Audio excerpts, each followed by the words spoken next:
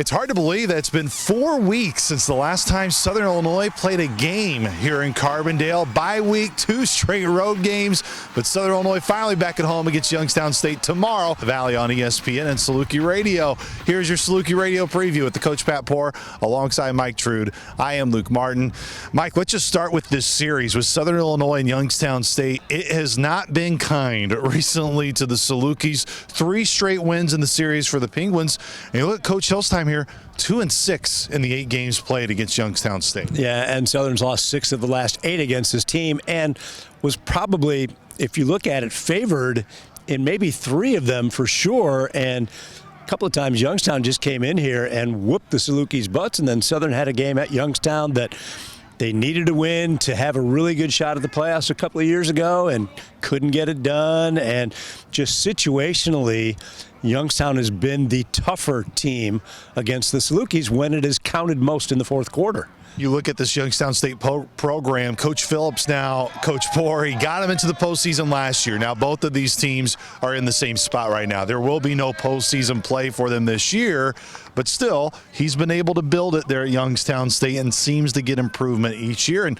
outside of one Valley game at South Dakota State, they've been very competitive and close to almost winning them all. You see it in their offensive line. Those were that kind of reboot his first year. They did a great job of recruiting, brought a ton of freshman kids in there that were good players, and his thumbprint, they're a physical, they want a tough game. And like I said, the good thing for us is we are at home, because in my years that was a dreaded trip, was to go to Youngstown this time of year and play them, because they were going to be physical, and they're very much that role right now. You know, you look at their time of possession and those type of things. I mean, that's who they want to be. Kind of building off of what Coach Poore said with their offense, I mean, Bo Brungard, what a year he has had. He's almost a 1,000-yard rusher. He's almost a 2,000-yard passer. Really, the only bugaboo with his game is 9 interceptions with 9 touchdowns. It's been the turnover bug. But again, he's just another guy in this line this year, Mike, of a really talented quarterback that can do multiple things for the Penguin offense. And so they are really a 3-headed offense in that backfield with Tyshawn King and Ethan Wright at the tailback spot. Yes, Brungard leads them in rushing, but King and Wright are right behind. So as a defense, you have got to be so disciplined to be, to know what's going on in that backfield. And I think you can forgive Brungard's interceptions a little bit, because he's got the ball in his hand a ton. And like you said earlier, their Missouri Valley Conference football games, aside from one of them, the South Dakota State game, have all been close. They've had a chance in every single one of them. They could easily be 7-3 and not 3-7. Schematically, Coach Poore, what are the biggest challenges that Youngstown State poses from a Saluki offense angle? Well, they're a 4-down team, and they're really solid across that front 4. 2 sack leaders, the 2 ends, 2 good linebackers, and they. Mike alluded to it, they're number 1 in the country in time of possession. So their defense hasn't had to be out on the field a lot, yet they're giving up 35 points a game. And I know there were a couple of games there where, they were just rough outings playing up. But a lot of it, and you listen to Coach talk, they've had issues with fits and those kind of things where they've gave up big plays, haven't been able to get off the field on 3rd down. Those type of things has kind of been the Achilles for them, is giving up big chunk plays.